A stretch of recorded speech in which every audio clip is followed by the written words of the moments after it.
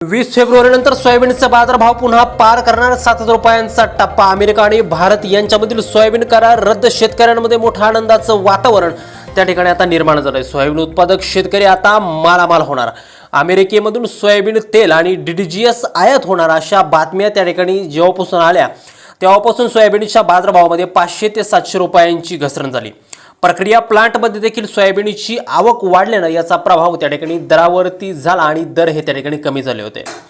परंतु शेतकऱ्यांमध्ये जो गोंधळ याच्यामुळे निर्माण झाला आणि त्यामुळे शेतकऱ्यांनी जे काय सोयाबीन आहे ती त्या ठिकाणी पटापट विक्री त्या ठिकाणी सोयाबीनची चालू केली। परंतु कालपासून परत एकदा सोयाबीनच्या बाजारभावात 200 ते 300 रुपयांची वाढ त्या ठिकाणी आता दिसून आली आहे। यंदा देशामध्ये सोयाबीनचं उत्पादन कमी आहे आणि मागणी जास्त आहे, यामुळे सोयाबीनचे दर हे येत्या काळामध्ये वाढण्याची शक्यता त्या ठिकाणी आहे। नेमके हे दर 7,000 रुपये पार होणार का आणि सरकारी धोरणांचा नेमका सोयाबीनच्या बाजारभावावरती काय परिणाम होणार आहे, व्हिडिओच्या माध्यमातून सविस्तर जाणून घेणार आहोत। त्यामुळे व्हिडिओ अगदी शेवटपर्यंत काळजीपूर्वक पाहा। चॅनलवरती जर नवीन असेल चॅनल सबस्क्राइब देखील करा। शेतकरी बंधूंनो, आपण जर का पाहिलं तर अमेरिका आणि भारत करारासंदर्भातल्या ज्या काही बातम्या येत होत्या आणि त्यामुळे सोयाबीनच्या बाजारभावावरती मोठा त्या ठिकाणी परिणाम झाला होता। कारण की अमेरिकेतून सोयाबीन तेल आणि DDGS जे काय आहे ते शुल्कमुक्त आयात त्या ठिकाणी भारतामध्ये होणार होतं आणि त्याचा जो काय बाजारावरती परिणाम आहे हा फारसा त्या ठिकाणी मोठा होणार नाही। कारण की आयातीवरती जो काय कोटा आहे तो आता त्या ठिकाणी लागू झालेला आहे आणि हा जो काय कोटा आहे तो त्या ठिकाणी मर्यादित असल्यामुळे देशांतर्गत उत्पादन आणि मागणी यांच्यामध्ये मोठा तफावत त्या ठिकाणी असणार आहे आणि म्हणून बाजारामध्ये अचानक मोठा दबाव त्या ठिकाणी निर्माण होण्याची शक्यता कमी आहे। दुसरीकडे बाजार होण्याचं जे काय कमी होण्याचं कारण आहे ते म्हणजे त्या ठिकाणी पॅनिक सेलिंग जी काय आहे ती आता त्या ठिकाणी होताना दिसत आहे। शेतकरी असतील, व्यापारी असतील, हे बाजारभाव कमी होतील या भीतीनं सोयाबीनची जी काय विक्री आहे ती आता मोठ्या प्रमाणावरती करताना दिसत आहे आणि ही जी काय परिस्थिती आहे ती अशी जर का कायम जर राहिली तर सोयाबीनचे बाजारभाव अजून त्या ठिकाणी घसरू शकतात।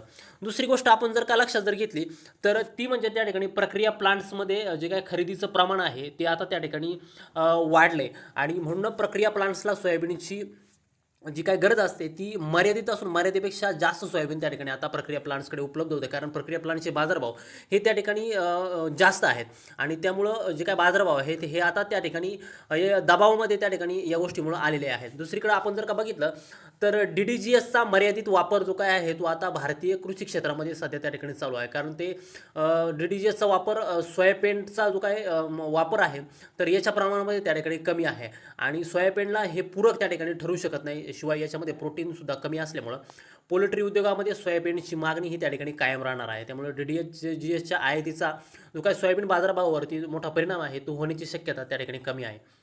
तिसरीकडे आपण जर का बघितलं तर यंदा देशामध्ये सोयाबीनचं उत्पादन हे त्या ठिकाणी मागच्या वर्षीपेक्षा कमी आहे। याशिवाय मागणी ही वाढलेली असून पोल्ट्री उद्योजक असतील किंवा मत्स्य व्यावसायिक असतील, पशुखाद्य क्षेत्रातील जी काही मागणी आहे ती आता दिवसेंदिवस त्या ठिकाणी वाढत आहे आणि म्हणून सोयाबीनच्या बाजारभावात वाढ होण्याची त्या ठिकाणी शक्यता आहे।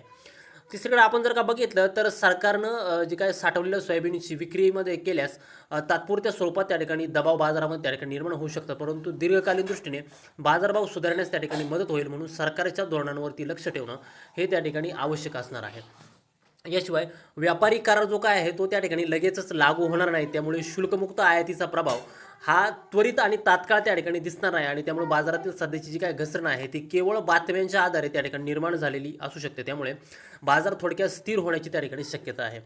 एकीकडे आपण जर का याविषयीचे महत्त्वाचे मुद्दे जर का बघितले तर अमेरिका आणि भारतामध्ये त्या ठिकाणी सोया तेल आणि DDGSची शुल्कमुक्त आयात जी काय आहे ती 5 लाख टन प्रतिवर्ष त्या ठिकाणी असणार आहे। शिवाय बाजारात 500 ते 700 रुपयांची घसरण मुख्यत्वे करून त्या ठिकाणी पॅनिक सेलिंगमुळे त्या ठिकाणी निर्माण झाली आहे। कारण आयातीचा परिणाम तितका त्या ठिकाणी मोठा होणार नाही। DDGSचा जो काही वापर आहे तो सोयाबीनला पूर्ण पर्याय त्या ठिकाणी ठरत नाही, त्यामुळं याची किंमतही जास्त आहे आणि यामध्ये प्रोटीनसुद्धा त्या ठिकाणी कमी आहे। त्यामुळं पोल्ट्री उद्योजक किंवा बाकीचे जे पशु उद्योजक आहेत तर ते ह्या पर्याय वापरण्याची शक्यता कमी आहे त्या ठिकाणी। दुसरीकडे शेतकऱ्यांनी जर का पॅनिक सेलिंग जर टाळलं तर सोयाबीनच्या बाजारभावामध्ये वाढ होण्याची शक्यता आहे। कारण की देशात यंदा उत्पादन कमी आहे आणि मागणी जास्त आहे, त्यामुळे सोयाबीनचे बाजारभाव हे स्थिर राहतील आणि लवकरच सोयाबीनचे बाजारभाव हे वाढतील अशी शक्यता त्या ठिकाणी आहे। कारण की सरकारच्या धोरणांवरही बाजारभावांचा प्रभाव त्या ठिकाणी पडू शकतो। त्यामुळे विशेषतः जर का साठवणुकीची विक्री जर तुम्ही करत असाल तर रोजचे बाजारभाव पाहून त्या ठिकाणी सोयाबीनची विक्री करणं हे तुम्हाला अतिशय फायदेशीर ठरू शकतं।